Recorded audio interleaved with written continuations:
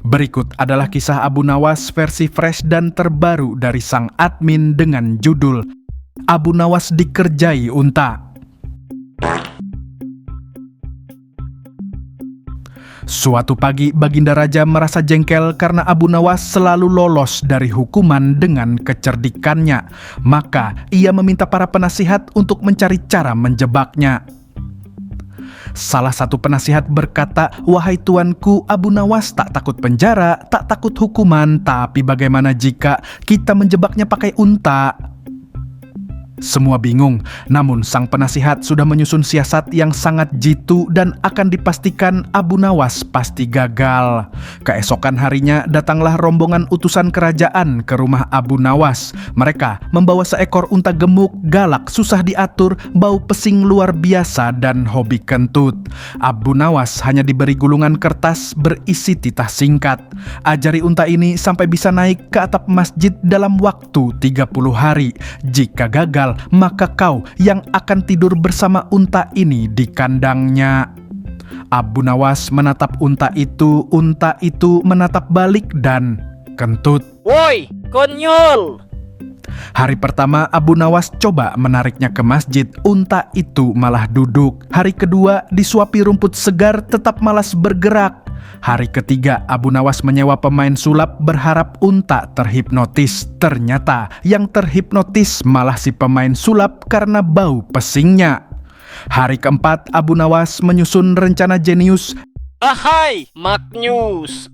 Ia membuat gambar berupa unta betina dan memamerkannya kepada unta pemalas itu.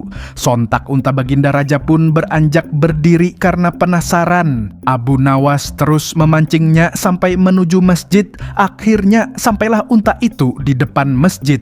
Kini hanya tinggal memikirkan cara bagaimana menaikkan unta itu ke atas atap masjid tanpa adanya tangga. Ia mulai membangun jembatan dari kayu tepat di samping masjid. Perlahan, setiap hari ia menggiring unta naik satu tingkat demi satu tingkat kecil. Unta mengira bahwa itu cuma tanjakan biasa. Lama-kelamaan unta itu tidak terpancing lagi oleh gambar unta betina. Abu Nawas mulai kebingungan harus bagaimana lagi karena ini sudah memasuki hari ke-25.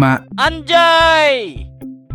Kemudian Abu Nawas menutup pinggir jembatan dengan kain sehingga membentuk seperti terowongan dan menaruh makanannya di sepanjang jembatan hingga menuju atap masjid, berharap karena saking laparnya unta itu akan berjalan untuk memakan makanannya karena hanya itulah sepanjang jalan makanan yang ia lihat. Setiap hari Abu Nawas memperhatikannya dan benar saja unta itu sudah berpindah tempat karena saking laparnya dan berusaha memakan makanan yang ada di depannya.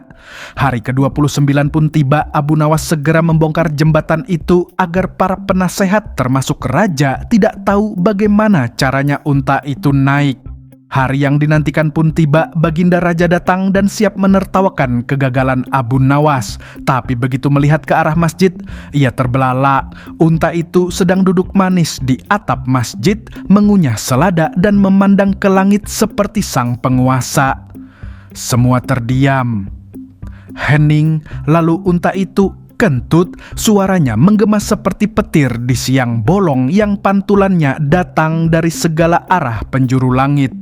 Sambil santainya Abu Nawas berkata, Tugas hamba udah selesai ya wahai Baginda. Slebiev! Cuma mau ngasih tahu aja betapa susah diaturnya unta itu untuk diajak naik. Dan sekarang Baginda siap merasakannya. Gimana cara nurunin untanya? Mamam tuh! Abu Nawas langsung ngibrit supaya tak kena perintah lagi untuk menurunkannya sambil tertawa puas. Mantul! Mantap betul!